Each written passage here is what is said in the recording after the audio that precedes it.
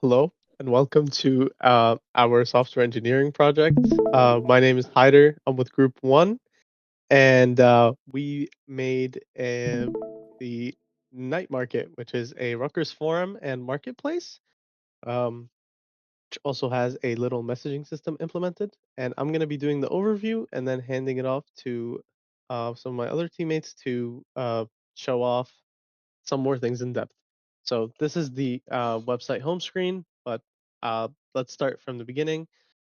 So to start off, we used the AWS RDS database because we wanted a SQL database. So if you look at the report, we've put in all the appropriate logins and things you're going to need to connect to our database. So um, yeah, this is our database, db_ece. And if you were to pull up SQL Workbench, you could see some of the things we have. We have all the tables we have, and it's just one of them that I have up right now. So, um, moving on from that, then after we implemented all our database tables, we went on to implementing our APIs, which is um, the second central part of the backend. And in order to do that, we decided to just utilize all the resources that are available to us in AWS. So, in order to avoid having to overcomplicate the project and specifically to avoid maybe having to write router functions and all these things, this just helps direct things better and make them more secure. So, this is our Night API right here. And here you can see all our resources slash conversation, forum, images, marketplace, messages, thread, user. So I'm not going to get super in depth, but just if you want a basic overview, this is kind of how it works. The client makes a method request, and then and then API gateway processes it, creates an integration request to Lambda functions. Lambda processes the data and then sends whatever it needs to send back to client. So that's going to be the next part of our API implementation. So API gateway processes the API calls and then routes them to the appropriate functionality. So here in AWS Lambda, we have all our different functionalities for all our resources. So Night API forum, Night API messages, images, conversation, user, marketplace, thread. Um, and then we have some other ones which are mostly helper functions. For example, this one, Cognito trigger a new user, helps us so that every time a new user is verified on the website, we add it to our database as well. Um, and so, yeah, these two would basically be the heart of our backend because they run all our APIs through them.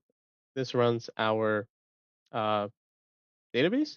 And then moving on from that, we have our AWS user pools, which um, just simplifies our process of creating users and verifying that they exist and just makes everything more secure. You can see we have all these users already in our database. And then the last part, which hosts the front end, is going to be AWS Amplify, which go here. We have our app, Night Market, and these are all the different branches. We have the app. So main is our main deployed like production branch, and yeah, that's our website. That's pretty much it for an overview. Now I'm going to hand it off to my teammate Jason, and he's going to explain API Gateway to you.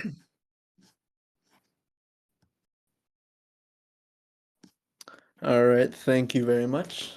Um, so I'll be explaining API Gateway, and as Hyder mentioned, this is most of the heart of our backend. This is how our front end client communicates with our backend APIs. Um, to give you a brief overview again, our front end using React will make an API call, which then gets sent to API Gateway. It'll process the request, make the make the according request to the Lambda function, and then send back the response. Now here we have all of our resources. These are the specific API paths for our Lambda functions, we have a very horizontal API path. So if you can see, each resource only has the necessary REST operations. So delete, get, post, put. This is pretty standard across all of them. Um, we have different stages across our production line. Currently, our most in-depth is production. This is what we use to get our latest deployment of our API gateway functions or API gateway um, resources. Now, as you can see, or as you may know, we have to use a JSON web token in order to authorize some of these calls. As most times when you're on the front end, we have a user based and userless um, sign in and sign up function. So for those who are signed in, we will allow them to post, delete, update certain functions, and that requires us to have this authorization field on. So if we look at here, if we want to update a user, we'll have this Cognito user pool authorizer. And what this authorizer basically does is it'll take a JSON web token generated by Amplify, and it'll compare this against a valid JSON web token from our Cognito user pool, as Hyder mentioned earlier. Now, this is not necessary for all of our resources. For example, in our user get API, we do not need this authorization because we would like our app to be available to those who do not have an account. So as you can see right now, I'm currently not signed in, but I'm able to see all of Marketplace. I'm able to see Forum, and this is because they do not require a JSON web token. Now, if I'd like to make a post at the moment, it wouldn't let me. I'd have to sign in. And this is because making a post requires this JSON web token. Um, as you can see down here, a lot of our APIs require either query string parameters or a certain type of request body. So for our get functions or for our get API, we have a number of query string parameters that we can use to filter our database by and send that information back to the user. For some, however, we do need, let's see, I believe it might be Marketplace Post. Yes, this has a request body here called Marketplace Post Model. So if we look at the models here and we find Marketplace Post Model, we see that the body of the actual request from our front end needs to have a certain structure. At the bottom, we can see we must have the user ID, the title, the product description, and the product price. This is on top of the JSON web token. So you must have the JSON web token as well as these properties to make a valid API call. And that's pretty much it for API Gateway. Now I will be handing it off to my classmate Daniel to explain AWS Amplify and Lambda functions. Thank you, Jason. I'll be explaining functions first. Um, Lambda functions are basically our backend. Uh, if we look at Night API Forum, this contains our backend functions for specifically our forum, and it contains the code for our REST APIs like delete, get, post, and put. Put updates. Um, Put updates are forum posts for users. Posts is how users will post their posts, and get is how these posts are listed uh, on our website. And we also have our test events, which uh, which are written in JSON format or in a JSON file, and if we run it, this is how we test our code to show to see if it will succeed or not. And another thing about Lambda functions is that there are layers, and layers contain our dependencies for each code. And these layers are standard across the Lambda functions as they will tend to use the same layers. Yeah, and runtime settings are just settings that are typically the same across all Lambda functions as well. And then AWS Amplify connects AWS with GitHub. So the AWS Amplify will contain all our branches on GitHub. And when we make branches on GitHub, we deploy them onto AWS Amplify just so we can test it in real time and see our changes on the website. Yeah, and I'll be handing it off to Kashvi, who will be explaining forums. Thank you, Daniel. So this is the forums. This is currently what it looks like. As you can see, we can see everyone's posts, and the tiles for the forums also reshapes depending on the size of the image, so nothing is cut off. I can demonstrate the example of the forum working. So I'm logged in here, so I can create a post. So I'm just gonna do, this is Sir Henry, and then I can choose a file. I have sirhenry.png right here, and I'll do add post. And then if we go down here, we can see that Sir Henry has been added along to the posts. And then if you go into the MySQL, we can also see right here that Sir Henry has been added along here as well. So yeah, this is the forum. The forum uses the Knight API forum, the Lambda function, which is connected via API gateway, which my previous group members explained how it worked. But this specifically uses the get function and post functions. And it's connected to RDS, which I exemplified right here in my SQL workbench. I will be handing it off to Yusuf for settings and profile. Okay. Hello, my name is Yusuf, and I'll be going over settings and profile. So if we go to our settings page, we can see it displays our username here, as well as our primary contact email. We also have the option to upload a profile picture, which other users are going to be able to see. So let us just test out that feature. We are going to add a beautiful picture of ourselves. And there we go. And now we also have the option to block users by their username.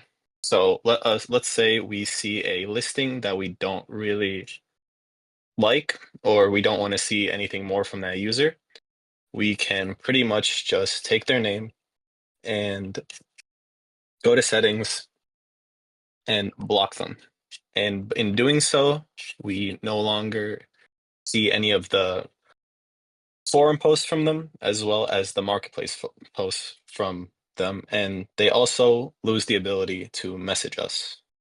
So we also have the option to unblock them, which gives him those privileges back. And next, let's move on to our profile. Here, it pretty much just displays all our information. It shows you your email as well as when you signed up to Knightmarket. You can also see your listings and when you posted them. And you can also remove them from this listing here. You can click on your followers and scroll through them. So as you can see, I'm following both Lausk and JM2693. And you can also go through your following, which shows you all the users that you currently follow. And we have the option to edit our user settings here, which when we click on it, it brings us back to our settings, and you can do all that I mentioned before. And I guess now I can pass it on to Lucas to go over our marketplace. Thank you, Yusuf. All right, so I'm just going to show the marketplace page. So here we go to marketplace. Marketplace is pretty much just the site where it's meant for students to sell things to other students. And here you can see I'm signed in. You can click add listing. And I'm just going to make a listing really quick. Let me just choose an image. Say I want to sell a Charmander. I'll just do Charmander. And then I'll just sell it for $20. Maybe $20.50. And very friendly. And if I add listing, this will post it onto our marketplace table, and this page basically accesses all the marketplace listings.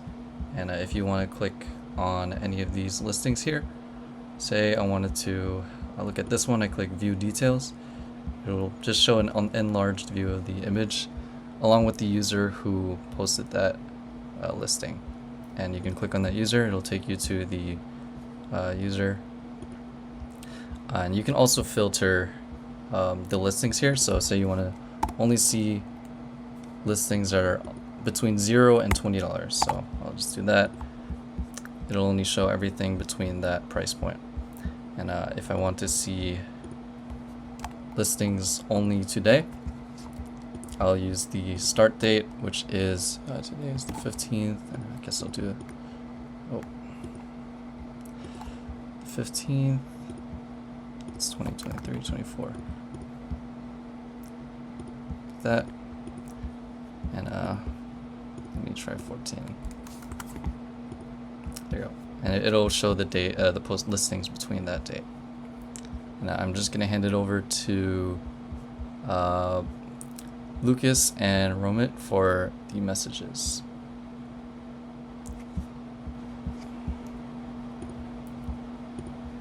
Thank you. We are doing the messages, which is only available for users. So just clicking on messages when you're logged. I'll be logging in with my test user with username and password. And then this brings us to our conversations, which is every single pretty much message that we've ever sent to another person. These are all our friends. So let's talk to Fortnite Jonesy. We can see that I've told him twice, hello Bob, and then he can respond back. I can see that it was him. We have the timestamp with a specific time in there, and we can say hello back, and this updates accordingly. If we return back to messages, let's say we wanted a message different. So let's message test user 5. We can click create conversation, and test user 5 will appear down here, ready for you to talk to. Hi. Now I'll give this to Romit to explain the S3 behind messages. Hello, I am Romit. We're going to be going over the storage for this. We store this all in S3. So from there, it interacts. The API, the conversation API interacts with the storage. And as a result of that, the conversation API will then create a JSON file, which can be stored in the conversations. It has a create, it has a post and delete and get feature. Additionally, the message API will take the JSON file and update it with the new messages. It also has the create, post, delete, and get features as well. Essentially, conversations pulls every JSON in there, so it's pretty big, and the messages takes and adds to it, so it's small. For conclusion, I will show over the GitHub. Share my screen. All right, so this is the GitHub that we have contained all our code in. called Are You Social? Here it demonstrates all the specifications we have done and completed for this project. And it shows the back end and front end right now. We'll go and show you the front end. As you can see, we've used Amplify. And there's the public, this is the sources. These are the readme and packages for it. If we go and check the Amplify, you can notice that this is the backend that we are utilizing with it. If we go to sources, this will show us all the possible pages that we have for this web page and whatnot. As you can see, demonstrates all of it. There's the forum, home, login, marketplace, messages, settings, user profile, create posts, generate time, make listings. Would anybody else like to talk before we finish?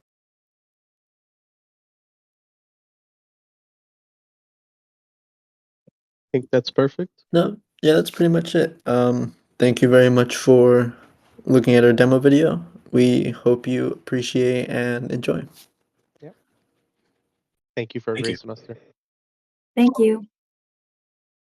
Thank you.